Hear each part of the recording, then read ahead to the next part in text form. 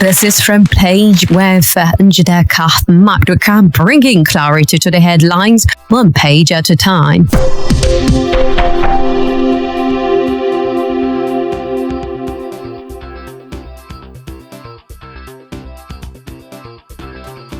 That's right, from Page with me, Njideka Maduka. How you doing? It's a fantastic Monday, and hoping that everything is looking good at your end. We're not complaining over here. Everything is okay. The weather just being the weather, Hoping you had a good weekend. For those people who weekend counts, if you know what I mean. For some of us, the weekend doesn't really count like that. Every day is looking the same, but we're not complaining. I think the most important thing is life, right? Just keep moving. And so here we are today, Monday, beginning of the work week, ready to look at the headlines on our front pages. It's July the 28th. What are before us this morning? We have the Punch, we have the Guardian, and of course we have this day newspaper. This is from Page with Njideka Maduka, bringing clarity to the headlines, one page at a time. So, the paper before us is the Punch, punching away with the false story. Fuel war brews as Dangote presses Tinubu to ban imports. Fuel war brews as Dangote presses Tinubu to ban import. The writer here says, Hypeman, Petruan push back, one against monopoly. Dangote insists on Nigeria first policy. Well, the president of the Dangote Group, Alhaji Aliko Dangote, has asked President Bola Tinubu to include refined petroleum products in the list of items banned under the Nigeria First policy of the federal government, but this was unanimously rejected by oil marketers and some industry analysts on Sunday. And so Dangote was speaking at the just concluded Global Commodity Insights Conference on West Africa refined fuel markets, which was hosted by the Nigerian Midstream and Downstream Petroleum Regulatory Authority. And there he appealed to President Bola Tinubu to include petroleum products on the list of items banned under the Nigeria First policy. The Nigeria First policy was approved by the federal government this year, sometime in May.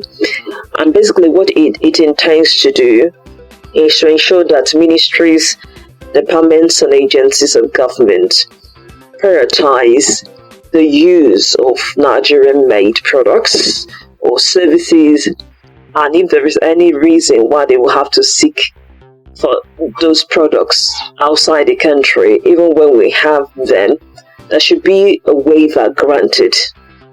Right, so that's what Nigeria First policy is about. And Dangote is saying that petroleum products should be included there. Well, I guess this is coming from frustration, because ever since the Dangote Refinery came on stream, it appears that there is always one controversy trailing it or the other. And you want to ask, why? Incidentally, the Nigeria First policy is just for the government. If you want to replicate it on goods that have to do with the private sector, that might be encroaching on the free market economy. It may run contrary to the free market economy. But I guess Dangote's frustration is understandable, because the Dangote Refinery held so much promise.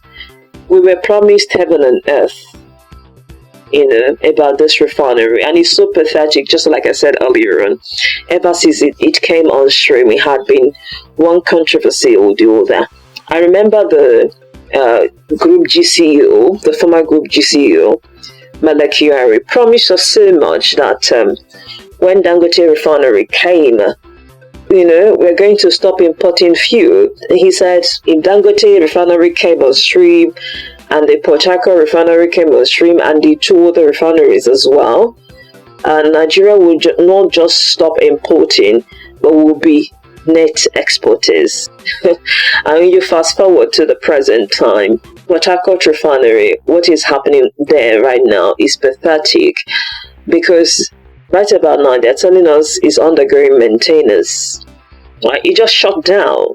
There was a time I expressed curiosity as to why it would be shutting down for maintenance, given when it started operation, and whether the time is enough, and whether it has stayed long enough to be undergoing maintenance.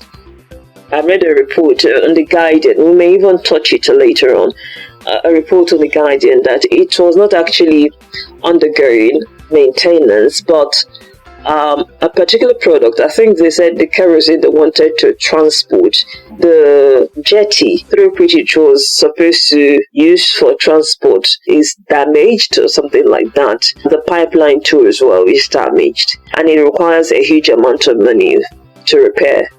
That's why the refinery has been shut, right? Contrary to the excuse that was given that it's undergoing maintenance, right? So the hope that we had in the Port Harcourt refinery is almost gone. I'm saying almost because they have not categorically come out to say they want to do away with the Port Harcourt refinery. Then we have Dangote. Dangote can actually cater to our domestic consumption needs. And so I'm just wondering if, because it has 650,000 barrels capacity a day, it may not be really producing the 650,000 capacity. It might be hovering sometimes around 400 and something thousand. In fact, they're even planning that they want to raise the capacity to 700 and something thousand, right? So if all of these capacities are there, why are marketers not buying from Dangote? Is the price of Dangote fuel not competitive enough?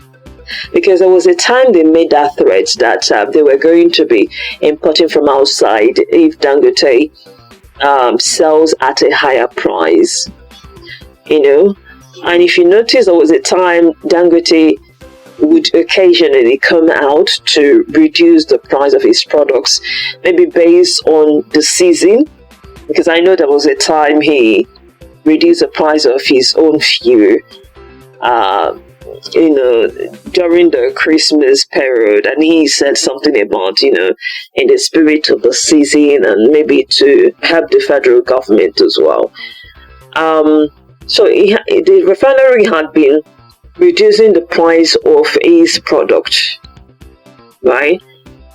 And later on, we also, was it not just last week, some few weeks back, we heard that marketers were buying from Dangote Refinery. And later we heard Dangote saying that the ones that are registered are selling to the ones who are not registered, thereby shortchanging the market.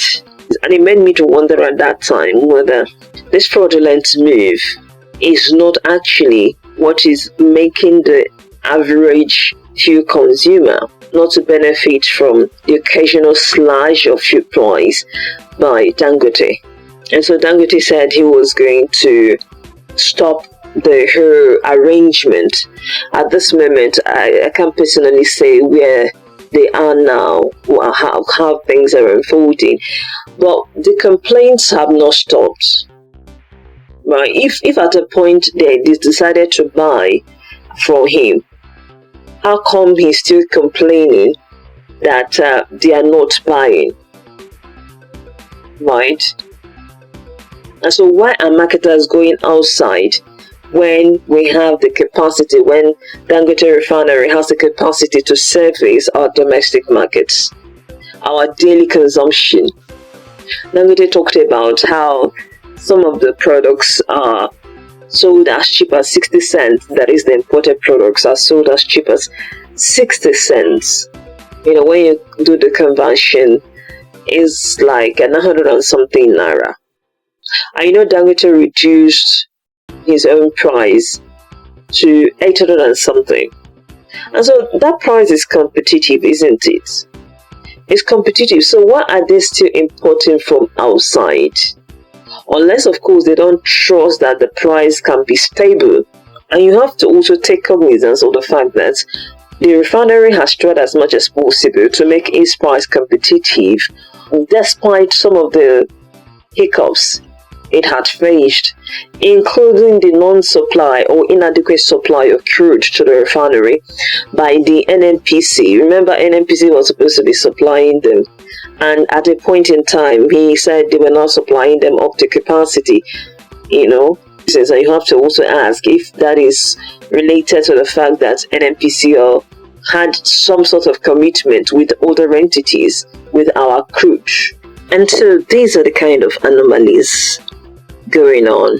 But here's the thing, I think we need to be quite careful, because this is how companies fold up, and I'm even wondering whether this is not why Dangote has been resigning from some of his companies to ensure that he focuses on the refinery, because it seems the refinery is giving him so much headache.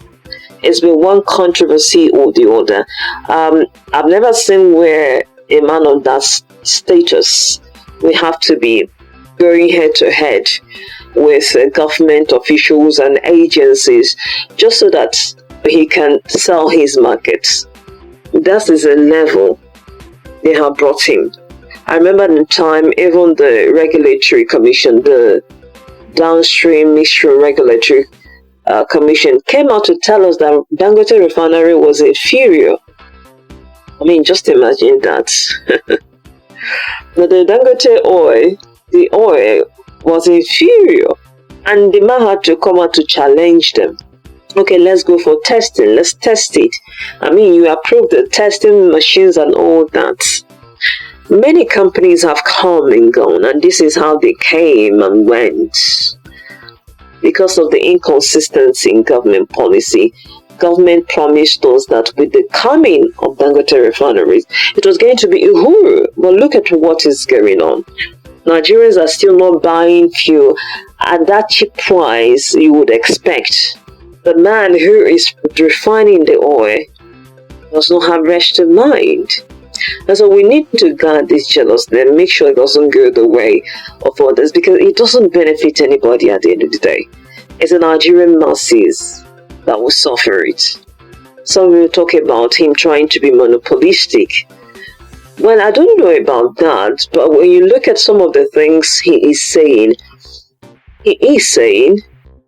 stop importation and make sure that the people you give license to operate refineries are making use of their licenses.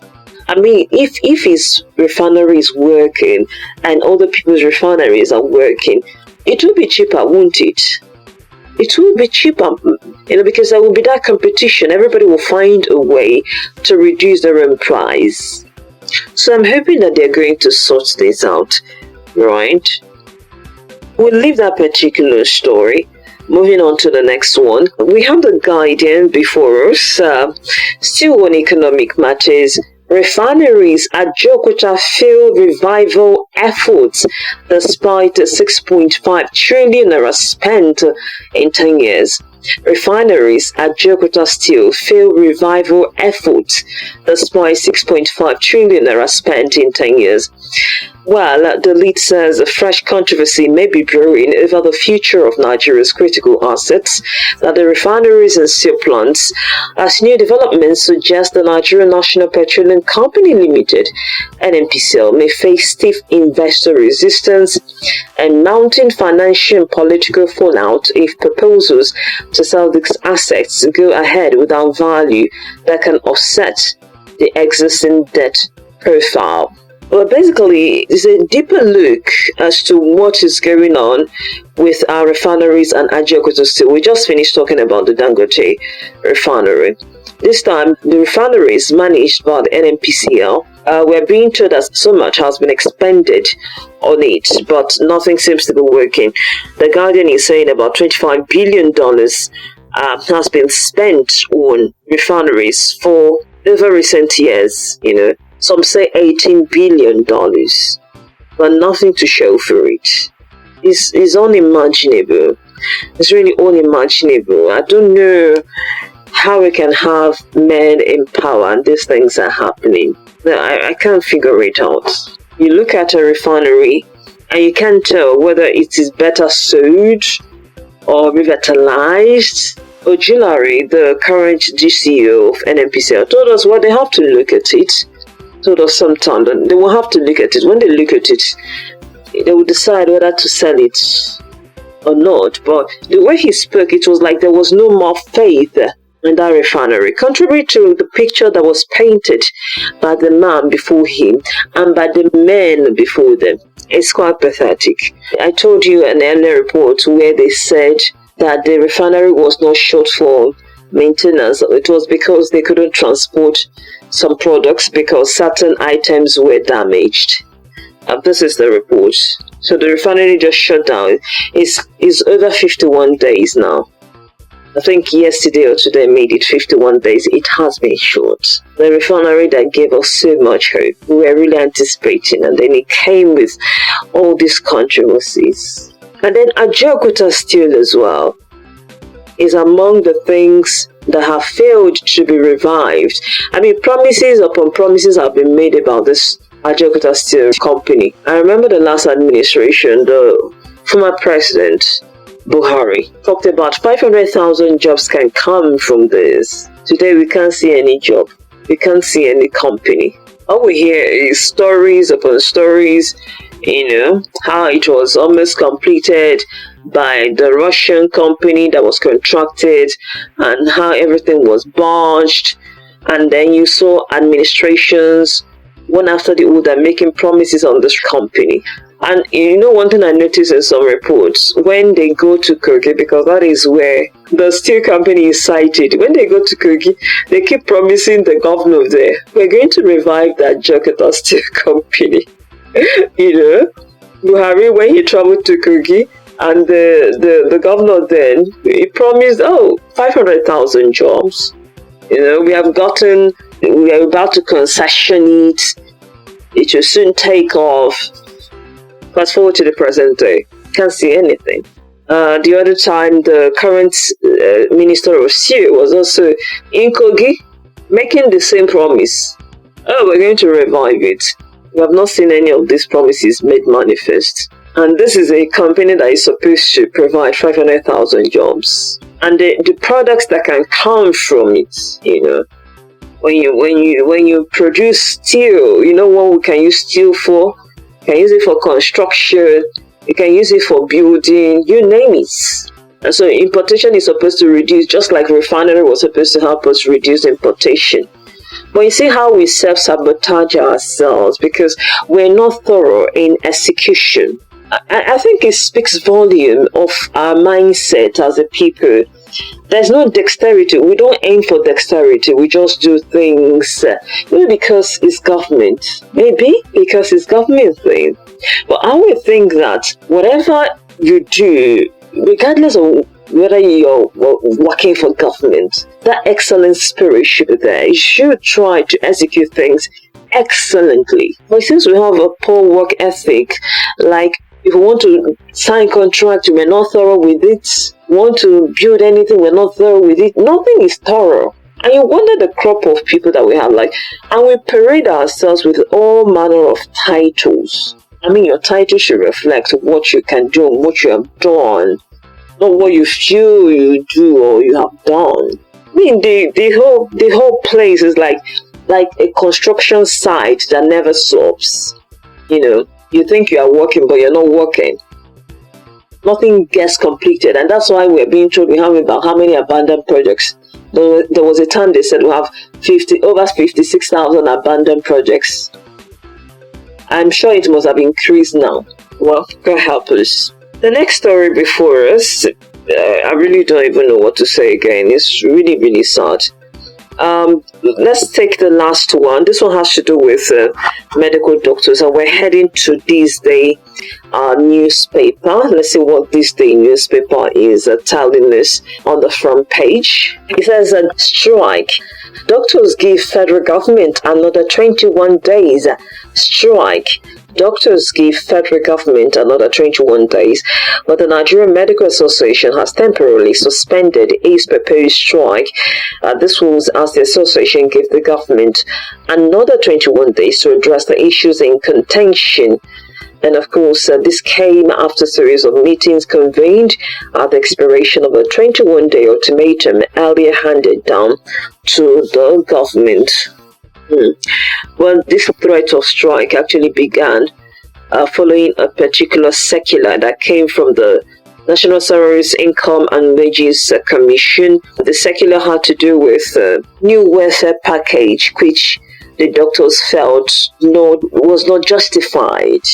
To paraphrase my understanding of things, they think that there should not be parity as far as welfare package is concerned. They think that what is being given them is equal and sometimes less to other health professionals who do not measure up to their own training, who do not measure up to their own qualification, who do not measure up to the kind of risk they face while working. And so basically they're arguing that welfare package or salary should be commensurate with your qualification, the length of time you spend training, the risk you're exposed to in the course of the job. All right. They're also making other demands, not just about that parity or disparity in the welfare package. They're calling for the immediate constitution of management boards for federal hospitals to improve governance and operational efficiency. They're also talking about comprehensive health and social support for healthcare workers. Well, they have called it off, and let's see what the government can come up with. They said the meeting they held from Saturday to Sunday was almost rowdy. You saw some of them shouting on top of their voices.